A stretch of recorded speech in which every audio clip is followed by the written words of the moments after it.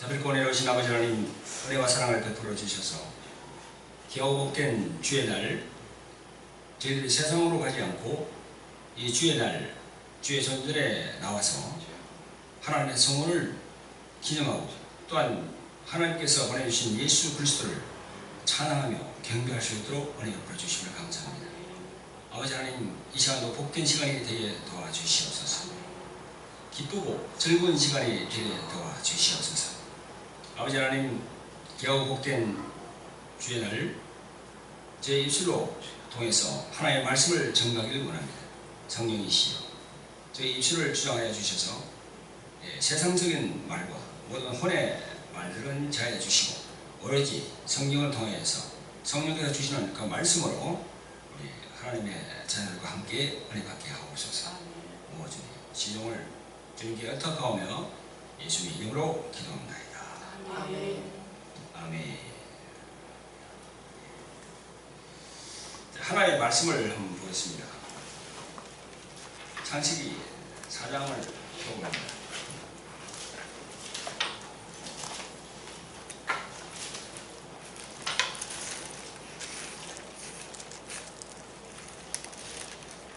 성경 5페이지에 있습니다. 4장 1절로 12절까지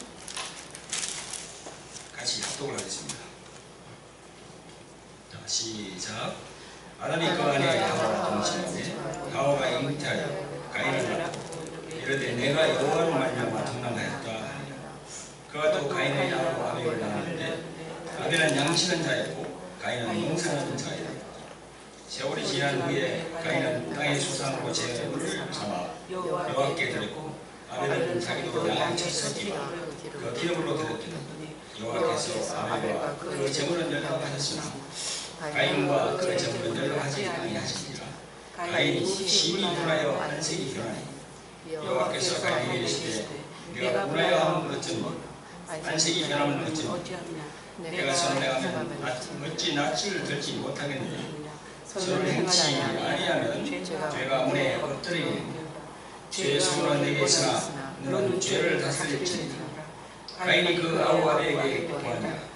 그 후 그들이 들에 있을 때에 가인이 그 아우 아벨을 쳐 죽이니라. 여호와께서 가인에게 이르시되 내 아우 아벨이 어디 있느냐. 그가 가로되 내가 알지 못하나이다. 내가 내 아우를 지키는 자이니까.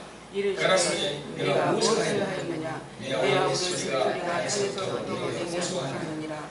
땅이 그 입을 벌려 내 손에서부터 내 아우의 피를 갈았은즉 내가 땅에서 저주를 받으리니 내가 깎아라도 땅이 다시는 그 흙을 내게 주지 아니할 것이며 너는 땅에서 피하여 부귀하는 자가 되리라. 아멘.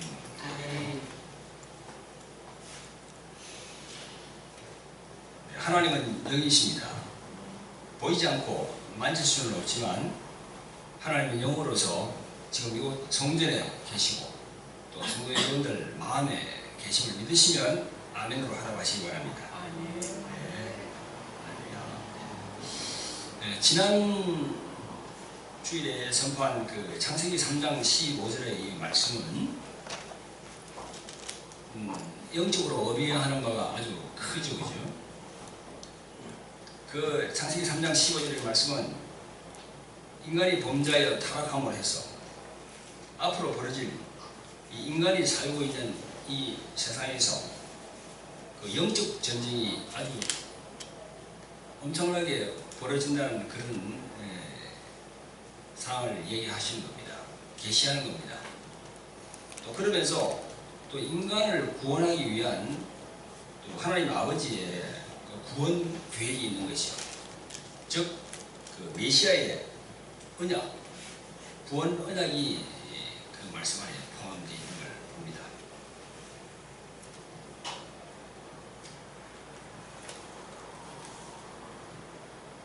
창세기 3장을 거치면서 창세기 4장으로 넘어오면은 이 가인과 아벨의 영적 전쟁이 시작됨을 우리는 봅니다. 여러분도 잘 아시지만은 창세기 3장 15절의 그 말씀은 그 영적인 그 포괄적인 그런 내용을 말씀하는 거지요. 그래서 창세기 3장 15절에는 그 뱀이라는 그런 존재가 나옵니다. 실체가 뚜렷하지 않는 그런 뱀이라는 존재가 나오면서 뱀과 이런 대화를 나누는 그런 상황이 나온다는 거죠. 그런데 창세기 4장부터는 이 뱀이 등장하지 않고 실제적으로 그 인간 그 끼리의 상호 간에 그런 그 영적 전쟁이 벌어지는 그 실제가 이제 4장부터 나온다는 겁니다. 그게 아주 우리가 이제 눈여겨봐야 할 그런 대목이죠. 창세기 4장부터는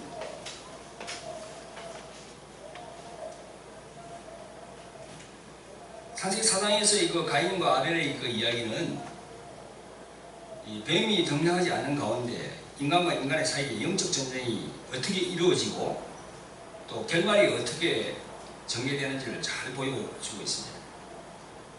이 사건은 단순히 그냥 하나님께 제사를 드리다가 이 우연하게 이렇게 살인 사건이 벌어진 것처럼 이렇게 보일 수 있죠. 그 내용이. 그러나 그렇게 보시면 안 됩니다. 그건 정말 세상적으로 보는 것이고 이런 부분을 통해서 우리가 영적으로 이렇게 영성의 눈을 열어서 봐야 된다는 거죠.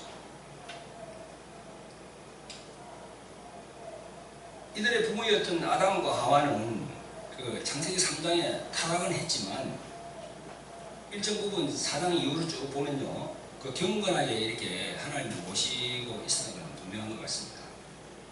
창세기 4장에서 5장으로 쭉 이런 거 보면요, 두 아들의 이름을 지은 배경도 나옵니다.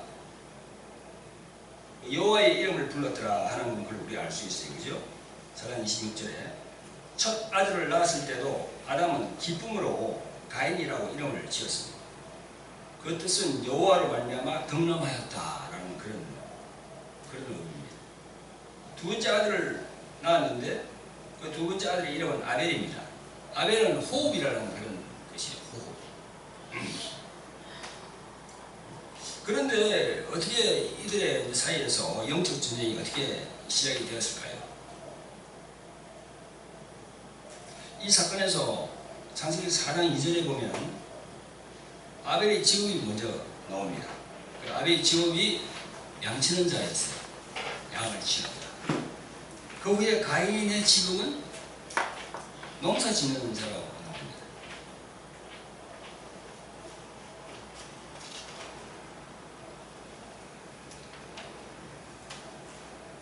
그런데 3절에 보면 제사는 가인이 먼저 하나님께 드렸어요.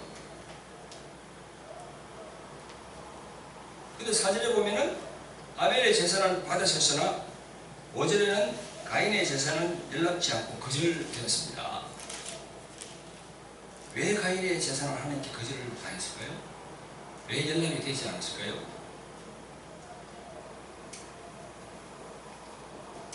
그 원인은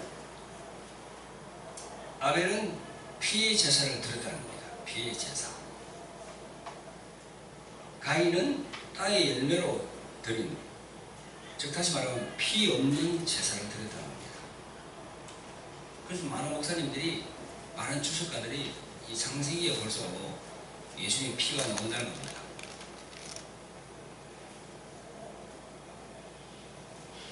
그래서 아담과 하와가 범죄하고 이렇게 숨었을 때 하나님께서 그 가죽 옷을 입히잖아요. 그죠?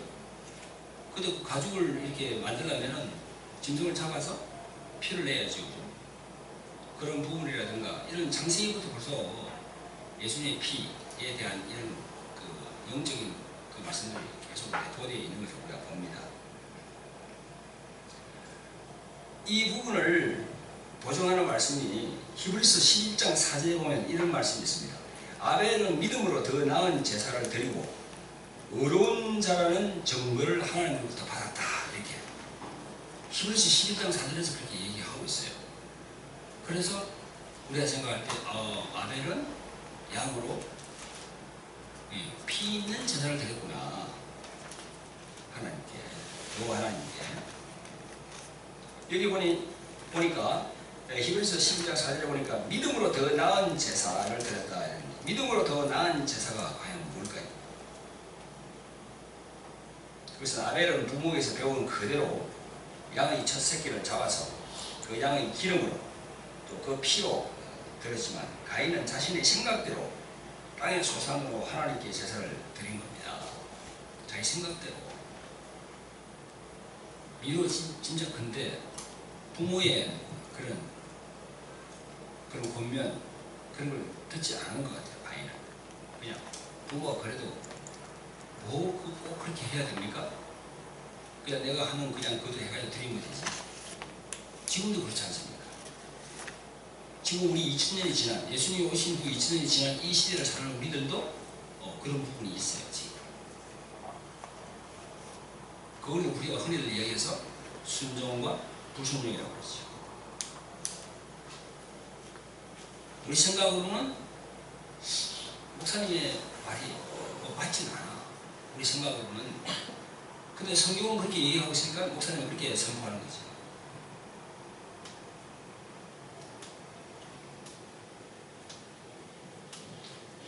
따라서 아벨의 제사는 순종과 믿음과 하나님께 대한 참된 사랑의 제사였다고 볼 수 있습니다. 그런데 가인은 그렇지 못하는 겁니다.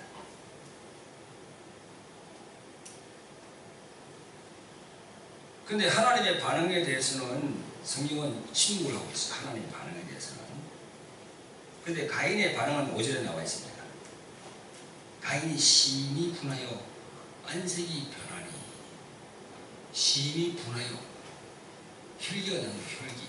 그죠? 안색이 푸르락, 이렇게 우리 푸르락 된다고 그러지, 그죠? 예? 붉고 푸르고 이렇게 된다는 거죠. 이 마음에서 그게 막 붕이 올라오는 겁니다. 그러면서 우리 얼굴, 이 몸에 이제 반응이 나타납니다. 이때 하나님께서는 가인에게 두 가지 질문을 하십니다. 6절에 내가 분하여 하면 어쩌면요, 안색이 변하면 어쩌면요, 이렇게. 이 질문에는 하나님의 깊으신 사랑과 자비가 있는 것입니다. 그러함에도 하나님께서 그렇게 질문을 던지는 거 보면요, 7절에 보면 세 번째 질문이 나옵니다. 7절에 내가 선을 행하면 어찌 낯을 들지 못하겠느냐. 선을 행치 아니하면 죄가 문에 엎드리느니라. 제 소원은 내게 있으나 너는 죄를 다스릴지니라. 이렇게 되어 있습니다. 이 말씀 문구가 좀 힘들죠, 그죠? 이해하기가, 그죠? 여기에 죄라는 말이 처음으로 나와요. 죄. 죄라는 게 과연 뭘까요? 이 죄라는 말은 히브리어로 하타트, 그것은 관역을 벗어났다는 거예요. 관역에서 벗어났다는 거예요. 화살을 쏘았는데 화살이 관역을 날아가야 될 거 아닙니까? 그죠? 우리가 양궁을 보면 화살을 이렇게 쏘면은 쭉 해가지고 그 양궁 그 관역에 탁 박힙니다. 그렇게 날아가서 그게 딱 정중하게 박혀야 되는데 그 화살이 관역으로 가지 않고 관역을 벗어나 버린 거예요.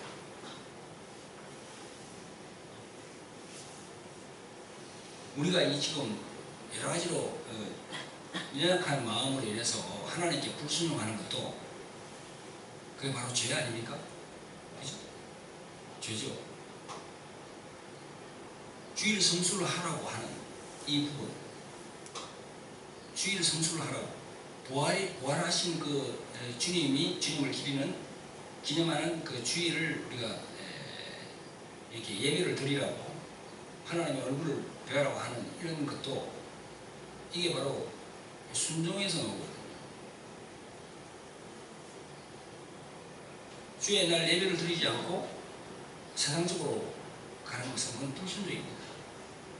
불순종이죠. 벌써 십계명부터 나와 있지 않습니까? 안식일을 거룩하게 지키라. 물론 그 안식일이 토요일을 얘기하는 거죠. 그러나 그 토요일이 2000년 전에 그 사도시대 때부터 그 토요일이 그 주일로 서서히 바뀌는 거예요. 주님이 부활하신 그 주일을 예수님의 안식일의 주일이라고 그랬으니 그 소위 바뀝니다. 예. 12사도 그걸 그치면서 그 주의 날을 이렇게 기념하지 않고 예배드리지 않고 세상으로 나간다는 그건 불순종입니다. 그 화살이 마치 관역을 속에서 날아가서 관역에 딱 맞아야 되는데 그 관역을 비껴가서 딴 데로 간다는 거지. 그게 바로 죄라는 거예요. 또 여기 보면 죄가 문에 엎드리고 있다는 그런 구절이 있죠, 그죠? 이 말은 죄가 문지방 바로 앞에서 노크를 하고 있다는 그런 얘기입니다. 죄가 문지방 앞에서 노크를 똑똑하고 있다. 죄를 유도하고 있다는 겁니다. 그런 뜻으로 해석하시기 바랍니다. 그럼 이해가 빨라요. 죄를 짓도록 유도를 한다는 겁니다. 문지방 앞에서 이렇게 똑똑똑똑 누구나 다 할 거 없이 우리 악한 사단이 주는 생각으로 해서. 그럼 그 다음에 죄의 소원은 내게 있으나 죄의 소원은 내게 있으나 이랬죠, 그죠? 여기서 죄의 소원은 무슨 의미입니까? 죄의 소원. 이 죄의 소원은 죄를 짓고자 하는 생각과 의지는 너에게 전적으로 있다는 겁니다. 그렇잖아요. 하나님께서 죄를 짓도록 유도하시는 분입니까? 아니죠. 그래서 그 죄의 의지를 너가 다스리라는 겁니다. 그래서 여기서 자유의지가 나오는 겁니다. 지금도 많은 사람들이 있습니다. 그런데 하나님을 섬기지 않고 예수님을 믿지 않는 많은 사람들이 있어요. 그 사람들의 밤에 말이죠. 꿈으로 그냥 다 그분들 꿈으로 예수님 안 믿으면 큰일 나고 천국도 못 가고 지옥으로 다 간다고 그렇게 만약에 이렇게 하나님께서 그렇게 한다면은 아무도 예수님 믿지 않은 사람이 없겠죠.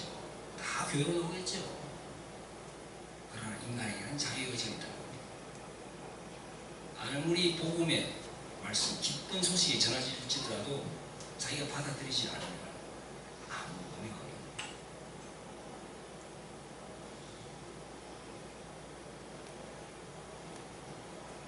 사랑하는 성도 여러분, 창세기 사장의 아벨과 가인의 영적 전쟁을 우리가 보면서 오늘날의 우리들의 이 삶에서 죄는 우리들의 문 앞에 엎드리고 지금 있어요.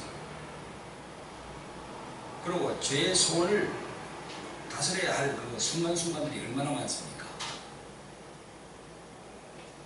육신의 정욕과 안목의 정욕과 이생의 자랑, 그 세 가지, 그죠? 얼마나 다가오고 있어 우리에게. 그걸 우리가 죄의 소원, 그걸 다스린다는 것이야. 뭘로 다스립니까? 하나님의 말씀, 또한 성령의 인도하심, 성령의 권면, 성령님께서 우리에게 이렇게 주시는 그런 은혜, 이런 부분을 해가지고 다스리는 겁니다. 그러면서 자기 영 분별을 하는 겁니다. 영 분별을.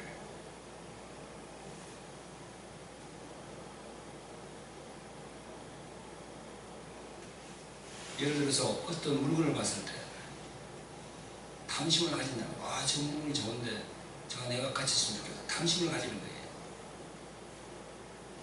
그럼 탐심을 가진다는 건 그건 죄입니까? 죄가 아닙니까? 죄지요. 그럼 그게 어디 있습니까? 십계명에 있어요. 탐심을 가지지 말라. 내 이웃의 물건을 탐하지 말라. 살인하지 말라. 가늠하지 말라. 내 부모를 공경하라. 계속 나오지 않습니까? 도둑질하지 말라. 뭘 훔치고자 하는 그 마음이 일어났을 때 그걸 다스리는 건 자기가 다스려야 돼. 뭘로? 말씀. 쉽게 있는 그 말씀으로. 그러면서 예수님의 이름으로 선포하는 겁니다. 이런 생각을 주는 악한 사단의 권세는 떠나갈지어다. 말씀으로 다스리고 또한 입으로 선포해서 그런 생각을 무산시켜버려야 됩니다. 그래서 입으로 선포한다는 게 얼마나 중요한지 모릅니다. 그걸 가르쳐야 돼요. 우리 성도들에게. 입으로 선포를 해야 돼요. 그럴 때 악한 마귀의 권세가 무너지는 겁니다. 입으로 선포할 때. 죄의 소원, 죄의 소원. 그러나 가인은 하나님의 경고를 무시하고 8절에 보면 살인을 하고 말았습니다. 그 범죄의 이유에 대해서 요한일서 3장 12절 이하의 조건이 나와 있습니다. 요한일서 3장에 보면요, 12절부터 가인같이 하지 마라, 가인같이 하지 말라. 저는 악한 자에게 속하여 그 아우를 죽였으니 어찐 연고로 죽였느냐. 자기의 행위는 악하고 그 아우의 행위는 의로움이니라. 형제들아, 세상이 너희를 미워하거든 이상히 여기지 말라. 우리가 형제를 사랑으로 사망에서 옮겨 생명으로 들어가는 줄을 알거니와 사랑치 아니하는 자는 사망에 거하느니라. 그 형제를 미워하는 자마다 살인하는 자니 살인하는 자마다 영생이 그 속에 거하지 아니하는 것을 너희가 아는 바라. 그렇게 되어 있습니다. 자, 우리가 이걸 읽으면서 주목해야 하는 부분이 있어요. 이 창세기 4장 이 말씀과 요한일서 이 3장의 말씀을 대조하면서 중요한 부분이 있는데, 여기 보면 가인은 악한 자에게 속하여 했죠, 그죠? 가인은 악한 자에게 속하여 그 아우를 죽였으니 그렇게 나옵니다. 여기서 말하는 악한 자가 누굽니까? 누굴까요? 여기서 말하는 악한 자는 바로 하와를 유혹한 뱀, 즉 사단입니다. 사단의 실체가 없어요. 그러나 성경은 사단이 있다고 얘기하고 있습니다.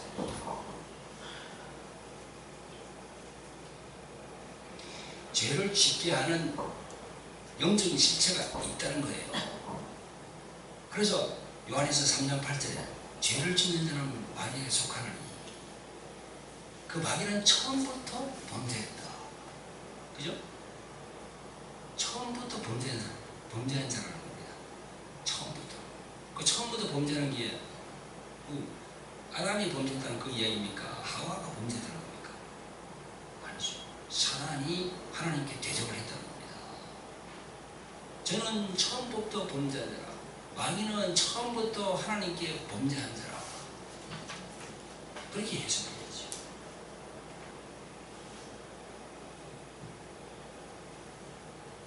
살인은 가인이 했지만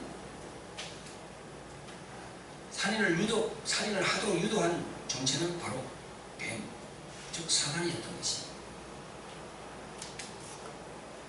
사단은 가인으로 하여금 비교의식을 통해서 시기하고 질투하고 미움이 싹트게 했던 것입니다. 그래서 요한일서 3장 12절 이하에도 계속해서 사랑과 미움에 대해서 계속 하나님께서 말씀하고 있어요.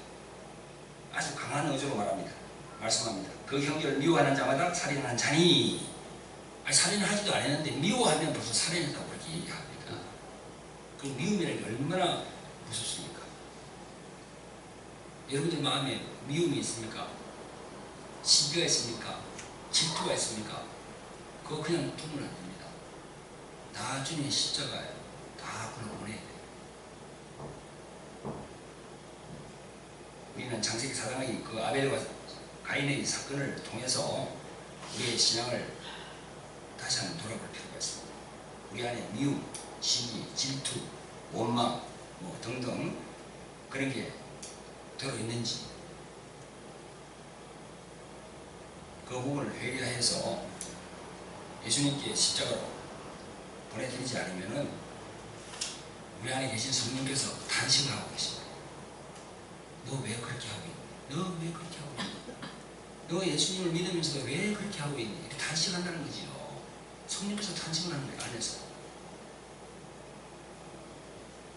여러분들 주일날도 예배 드리지 않고 어디로 갔을 때, 세상으로 어디 무슨 약속이 있어서 주일을 빼먹고 갔을 때, 여러분들 마음에 그런 게 있잖아요. 주일을 드려야 되는데, 예배를 드려야 되는데, 이 내가 뭐 하는 거야? 이렇게 보잖아요. 그게 바로 성령께서 탄식을 하도록 만드는 겁니다. 안에서, 자기가 하는 게 아니에요. 안에서 성령께서 마음을 주시는 거예요. 그 구절이 어디 있냐 그러면요, 로마서 8장 26절에 있어요. 이와 같이 성령도 우리의 연약함을 도우시나니 우리가 마땅히 빌바를 알지 못하나 오직 성령이 말할 수 없는 탄식으로 우리를 위하여 친히 간구하십니다. 오직 성령이 우리를 위하여 탄식한다고 그랬어요. 우리의 연약함을 도우신다고 그랬어요. 우리가 연약하잖아요.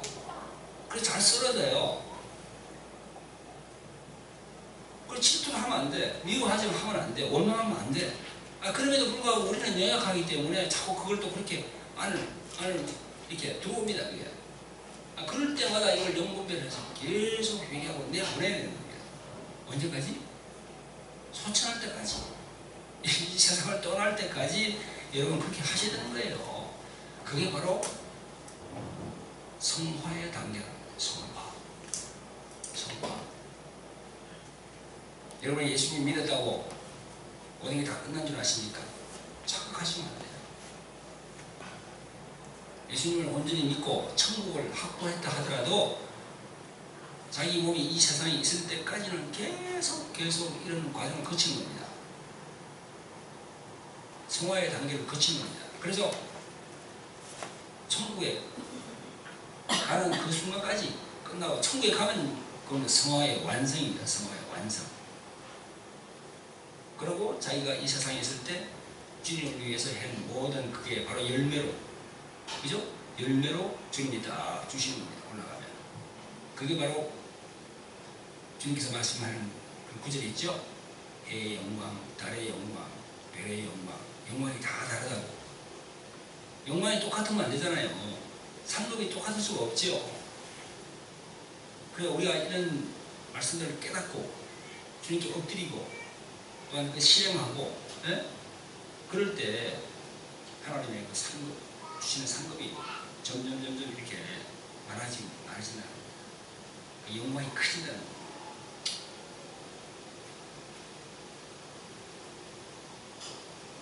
오늘 본문 말씀 창세기 4장의 아벨과 가인의 사건은, 이 사건은 정말 이때부터 이 세상에는 평화와 평강과 안식이 없는 그 영적 전쟁이 시작된 겁니다. 창세기 4장부터. 생명보다는 사망이 넘치는 곳, 빛보다는 어둠이 창고라는 곳이 바로 이 세상입니다. 우리가 보기에는 아름다운 세상이고, 그렇지만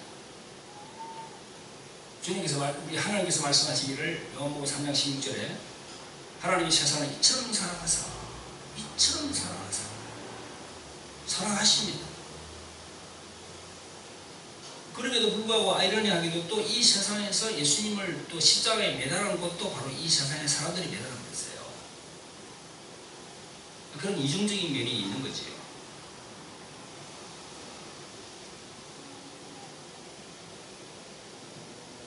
그럼 우리는 어떻게 됩니까? 히브리서 12장 24절에 말씀하시는 것과 같이 새 언약의 중보이신 예수 그리스도와 및 아벨의 피보다 더 나은 예수 그리스도의 피를 힘입고 나가는 겁니다. 할렐루야. 이게 분명히 그랬어요. 히브리서 12장 24절에 아벨의 피보다 더 나은 피라고 했어요. 그게 바로 예수님의 피입니다. 할렐루야. 그 피가 여러분들을 살리는 겁니다. 또한 하나님의 말씀으로 무장을 해야 되겠죠. 그래서 전신갑주를 입어야 되겠죠. 전신갑주, 투구를 쓰고, 갑옷을 두르고, 흉계를 차고, 성령의 검을 가지고, 보리 신발, 또 방패, 다 이 믿음의 방패를 가지고 그렇게 해야 된다. 사랑하는 성도 여러분, 창세기 3장 15절을 통하여서 메시아의 언약의 약속은 지금 이루어졌습니다.